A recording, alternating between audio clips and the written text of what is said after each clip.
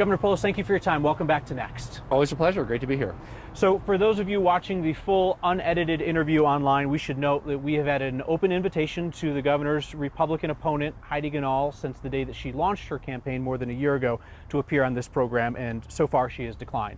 And she's also declined to provide 9 News with specifics on a number of her major policy proposals, like her suggestion to eliminate the state income tax and a voucher plan for schools. We should also note before we get started that Governor Polis accepted our invitation to debate Heidi Ganahl on 9 News. Ganahl declined. She is the first gubernatorial candidate to decline to debate their opponent on 9 News in 28 years. And with that out of the way, we'll get started with our conversation.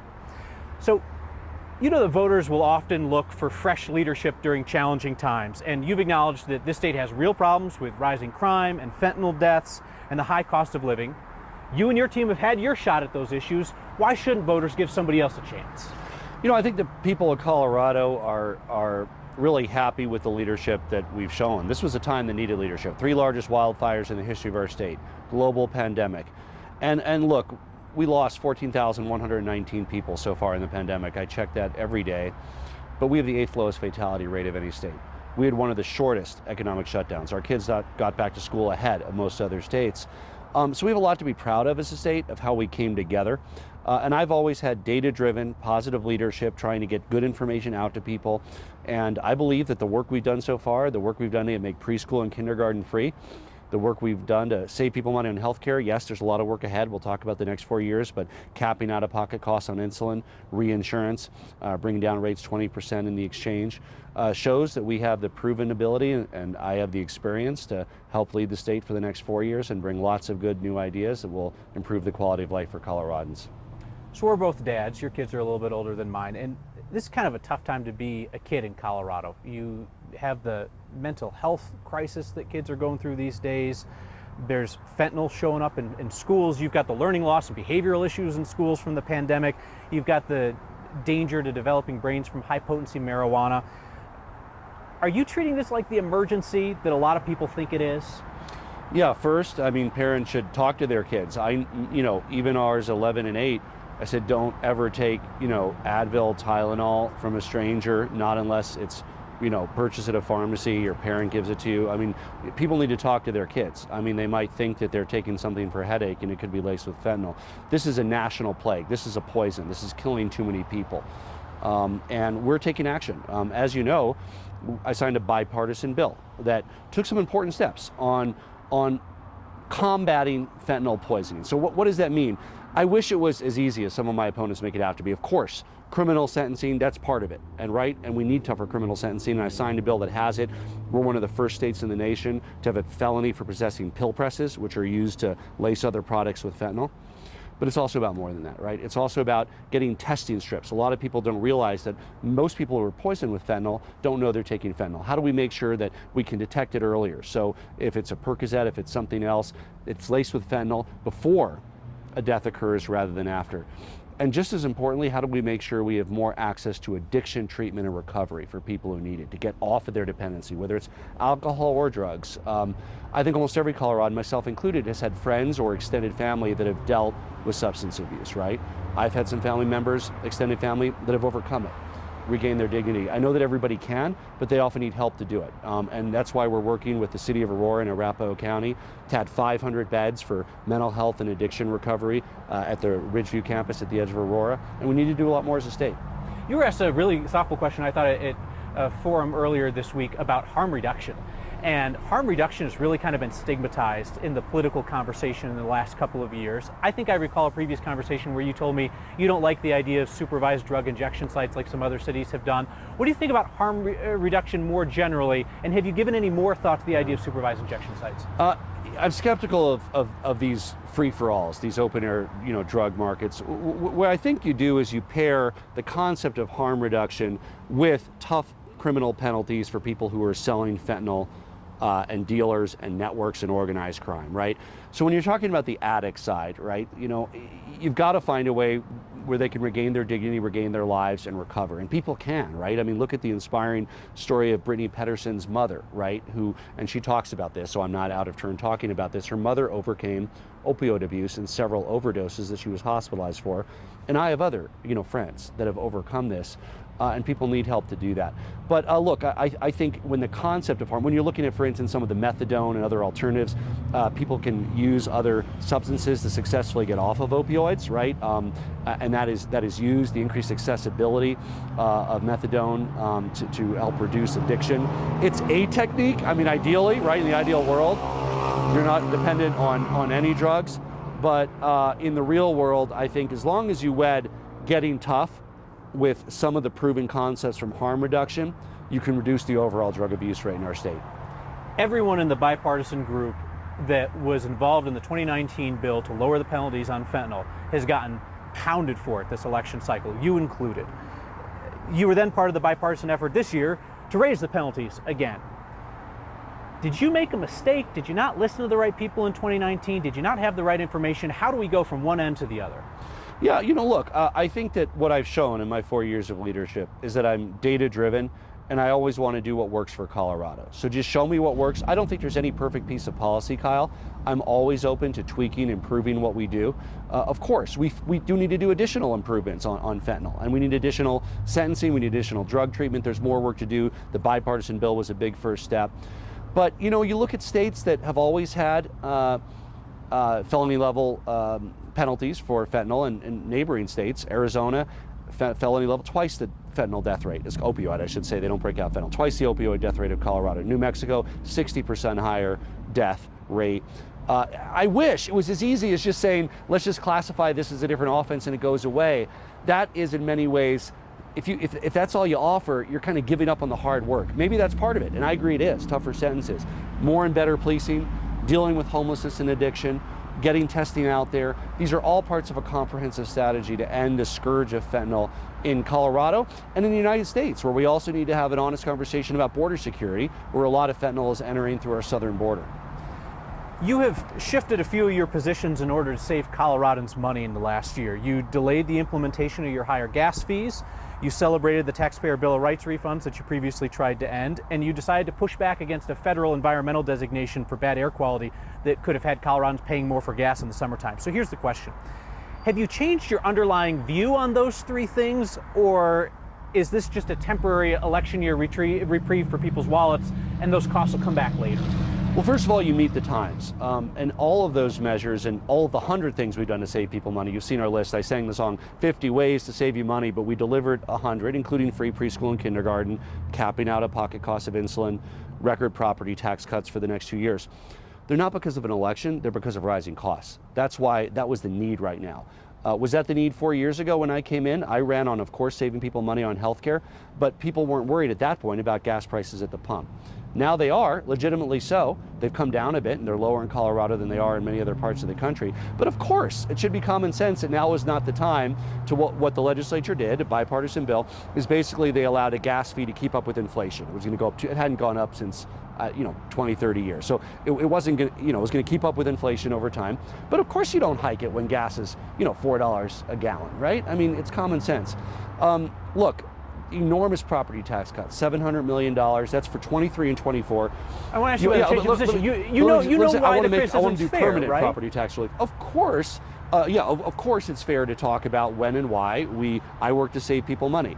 My response is I work to save people money because the times called for it. I will always respond to the times. I'm not running again. This is it, right? But in my second term, if the times call for an action and that's what we need, that's exactly what I'm going to do. I'm going to work for the people of Colorado, and I can't say what that need will be in 1 year or in 3 years, but I will try to provide leadership to get us there, to address the pain people face wherever that pain is coming from. Let me give one more example. Utility bills are about to go up. You've reported on this, and it's why natural gas prices have spiked. So I'm redoubling our efforts to end our reliance on natural gas because of the enormous volatility in the pricing. I mean, I think it's like $50 a month some subscribers are going to pay. We're also, and I was very upset at this, Coloradans, not just Coloradans, Oklahomans, Texans, ratepayers all had to pay for that winter storm in Texas 2 years ago for about a 3-day period where our reliance on natural gas cost every homeowner that's on a utility hundreds of dollars in Colorado. That's wrong. That's wrong. So we've got to move forward with reliable, low-cost energy. We're going to redouble our efforts to do that. The EPA designation on bad air, I feel like that's just kind of moving forward. the gas fee implementation is pretty clear how that's going to work. Can you clear up the Tabor refund thing for Yeah. me? Have you changed your bottom line position on whether people should get those refunds? And let me address the EPA one, and then we'll get to the Tabor one. Okay. So, look, I agree with much of what is in what the Denver area, and this affects the Denver area, needs to do for reducing our ozone. The only piece that I disagree with is the reformulated gas. Why do I disagree with it? Because very simply, the data doesn't support that would make a tangible difference in our air quality. And it would likely increase prices at the pump. Now, it's not the 30 or 40 cents that people say, it's probably 8 cents or 3 cents, but it's wrong for Colorado. We're pushing back. We got an encouraging letter back from the EPA that they want to work with us on that as long as we're implementing other measures to clean our air. And that's the path forward on that issue permanently. I mean, that's something that just doesn't work. It's not a this year thing or a last year thing. It's the Clean Air Act needs to be updated by Congress. It was written before some of the things that we have today technology-wise were available. So Tabor surplus. And first of all, that's a result of our strong economy, right? We've had a very strong economy. People get that. If my opponent attacks me on the economy, you have to look at the fact that we have record surpluses, unemployment rate lower than the national average, strong job market, all indicator. It doesn't mean that we're not facing difficulties from rising prices, which is why we focused on reducing costs.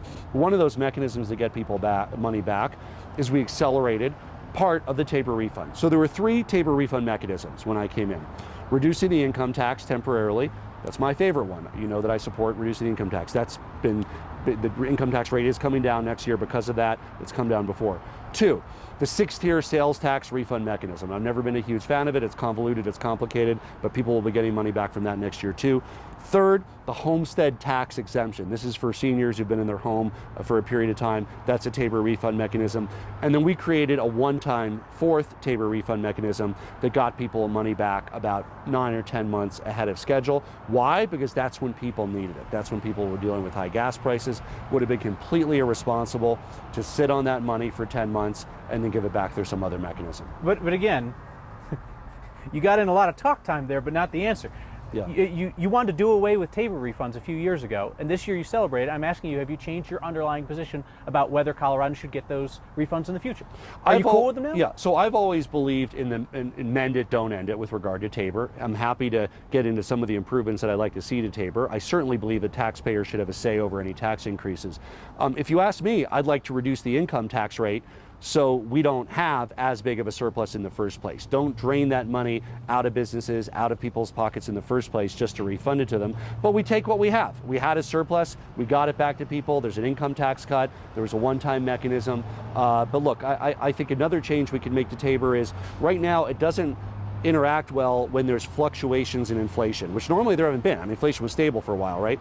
But now, let's say inflation is 3% and it goes up to 8%.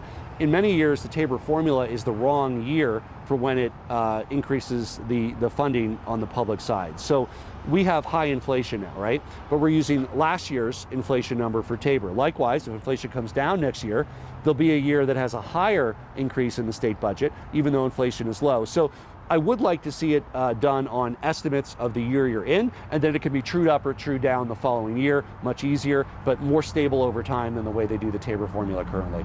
I'm still not sure I heard an answer, but we're going to move on to another question. CDC is recommending the COVID vaccine for school children. Colorado makes its own choice. At this point, the health department is not recommending adding the COVID vaccine as a mandatory vaccine for school kids. Your spokesman said you support where the Colorado Department of Public Health and Environment is now. That's kind of left the door open for your opponent to say that you're being deceptive and that you secretly want to mandate it. Can you just clear this up? Based on what we know now about the virus and the vaccine, do you want to see it mandated for Colorado school kids? No, absolutely not. It's a recommendation from the CDC, and I want to make sure people know that I took that recommendation before they even issued it. I got my kids vaccinated. They've been vaccinated 3 times. They got the 2, and then the time came for their 3rd, and they got it. And I think most parents in Colorado want to take those steps to protect their kids. Of course, as we knew from the very start, COVID is a lot less severe among young people, thankfully, right? Thankfully, while we've lost some kids in Colorado, it was nothing compared to the losses of our uncles and aunts, our mothers and fathers. But that doesn't mean it shouldn't be taken seriously. And I encourage parents to look at the data, to get their kids vaccinated. I agree with that recommendation. But of course, we also value freedom in Colorado. And I would also point out, Kyle, that even for the set of vaccinations that the state of Colorado puts for schools, parents can opt out of that, and many do in our state. It's a pretty easy opt-out. You watch an online video. It's not the hoops that other That's states correct. put It's a forward. pretty, and I support that. And it took a little while to get me there because I certainly oppose mandating, and people know this was a fight with the legislature. They wanted to do a little bit. I want to increase the vaccination rate, to be clear. I want to encourage people to get vaccinated. You've taken It's a heat good for thing the to do. fact that you're not interested in vaccine mandates. I mean, I'm not. I view it as free, as a freedom issue. It's a value issue. People come to me and say, look, public health would improve if more people are vaccinated. I said, yes, that's right. And then I say, look at the policies. How do you encourage it? Because when you get to the mandate side and you tell people what they should be putting in their body, that is a violation. But you look at my campaign, I'm for more freedom in Colorado. That's pro-choice. It's more than just this issue. But I just react very negatively when the government is telling you what medical treatment you should or shouldn't have. let me ask you about the question of reproductive rights, specifically elective abortions late in pregnancy. Not an abortion that's to save the life of the mother due to a health issue with the pregnancy, but elective abortion late in pregnancy. Colorado is one of, I believe, 7 states that allows that. Why should that specifically be legal? Well, look, first of all, I think that should be between a woman and her doctor. If any woman faces this horrific choice, it could be about the viability of a child. Do they want to give birth to a child that won't make it for more than a few minutes or a few hours? The life of the mother is at risk. I just don't think a government bureaucrat belongs there to determine what that risk factor is. I trust women, I trust doctors. My opponent said she would rip up our bill that protects choice in Colorado. That's relevant and important in this race for governor in a way it never was before, because Roe versus Wade has been overturned, and it is up to states. And there are states that border Colorado where women, nurses, and doctors are literally facing jail time for decisions they make. While of course I want to work to reduce abortions, reduce unwanted pregnancies, I also want to make sure that we fully respect the decisions that women and doctors make. We learned today, as we tape this on Wednesday, that small group health insurance premiums are going up double digits next year, and there are going to be price hikes in the individual market as well. So health insurers told our partners over at Colorado Politics that your administration chose politics over math on this. Do you bear any responsibility for the rising cost of health insurance? I think you said it all in the question. Health insurers said they are not a disinterested party. And by the way, rates are good to go up about 10% here. Wyoming's 18%. New Mexico's about 11%. I mean, there's inflation nationally. Some states are a little lower. We want to obviously learn from those. But to be clear, they would have gone up more without reinsurance. That's about $380 million less. And of course, you should not be listening to insurers or hospitals or providers or pharma companies, because they're the ones that are on the gravy train making the money. We're going to take on everybody and anybody to do what's right for Colorado. There's a lot more work ahead. Negotiating for prescription drug rates. We have a Colorado option coming online. Guess what? Insurance companies don't like that. Why? Reduces their profit margin, right? So there's a lot of politics writ large here. Not election politics, but big politics. But that's a fight we're going to continue. My North Star, reducing costs, expanding access for Coloradans. You got Humana and Bright both leaving the state. Bright was a big partner in what you were trying to do in the high country to reduce health insurance costs. How do you rebuild specifically that program for rural Colorado and the high country so that it doesn't come apart like it did with Bright Health? Yeah, and so the reason Bright left is important to look at. They got decertified in other states. Florida, they sort of lost their core business, and we were a small rounding error. They couldn't do what they were doing here. I'm very excited about the Health Alliance, the Peak. They're now working with, they're going to work with another healthcare provider. So of course, because Bright is gone, they're going to have to negotiate for a year, but they'll be back. We're going to help them come back. What this is it empowers communities to come together to negotiate with hospitals for better rates. It's a locally driven model. We're very supportive of it. Yes, Bright, not quite folding as a company, but severe cutbacks because of what's happened in other states is a delay in that. But it doesn't, the model is valid. It'll work. We're moving forward with making it work to save people money. So toward the beginning of this campaign, I offered for you and your opponent Heidi Ganahl to meet me at the Waffle House on County Line Road and simultaneously release your taxes, because neither one of you wanted to do it before the other one did. Last night, she drops the cover pages from 3 years of her tax forms. You gonna do the same? Yeah, what a surprise. I had no idea she was gonna do that. And I'd be happy to answer the question, but I want to make sure you know I've released 5 years of taxes. I've had 10 years that have been reported on and leaked, so that's 15 years. I've filed every transparency form that's been required of me. And yes, when I heard that last night, I called my accountant and I said, let's get ready to get mine out there, and hopefully by the end of the week, I'll be able to get them to you. Not at a Waffle House, we'll email them to you. That's fine. It's your loss with the waffles. You're going to release cover pages or you're going to release full returns? Because I remember when you were in Congress, you argued that Donald Trump should release his full returns because that tells you about conflict of interest. Those cover pages just basically tells you how much income somebody had from their assets this year. Are you just going to match Ganal, or are you going to go beyond what she did? Here's where we should do this, Kyle. And this is in the realm of politics, so of course I'm going to match what my opponent, I'm going to do this form that she did. And I've released a lot more, to be clear. I've had 5 years released already. And more of your stuff's been leaked. We know more about your taxes than hers because it was leaked. You know way more. Okay. Everybody knows way more about my taxes. But this should be in law, Kyle. I mean, to be discussing who does what, I support a law that would say you want to run for state legislature, governor, release your last year of taxes. I totally support that. Apply it across the board. Making it part of political campaigns and who does what is frankly silly. And if the legislature won't do this, Kyle, people should just put it before the voters, because I think Republicans and Democrats, unaffiliated, I think 80% of voters would say, you want to run for office, here's the requirement, you do it. But when you're talking about in the political realm, it's never enough. No matter what she releases, no matter what I release, people are going to say, why not this one, why not that one? I have way more out there than any other candidate on this ballot this year. It's still not enough for some people. I'm happy to put more out. So just a reminder, you said you'd do it by the end of the week. The weekend's on Saturday night. People can wake up to watch that terrible Broncos game in London and review your tax forms and your opponents on Sunday morning. I hope that people have something better to do, but they're welcome to it. Okay. Speaking of sports, you're one of the few people in the state that could probably get Stan Kroenke, owner of the Avs and Nuggets, on the phone, and could likewise get on the horn with executives at Comcast. Have you called them up to talk about this 3-year blackout? Or is that not a governor's role? I have. I've talked to them both separately about it. I've talked to Comcast more. I've talked to some of Stan's folks. I've talked to Stan not about this, but about other things. But I will follow up. It's a clash. It's bigger than us. I've urged both sides to say, let's just find a way so we can watch our favorite teams. It will get resolved, but it's really frustrating because we love our sports here in Colorado. We're a big sports town. Whether it's the Avs, whether it's the Broncos. I'm a huge Rockies fan. Sorry. Sorry for the Broncos too. We still maybe got to turn it around. Is it a role for government to be involved in this kind of thing? In an encouraging people to work things out kind of way.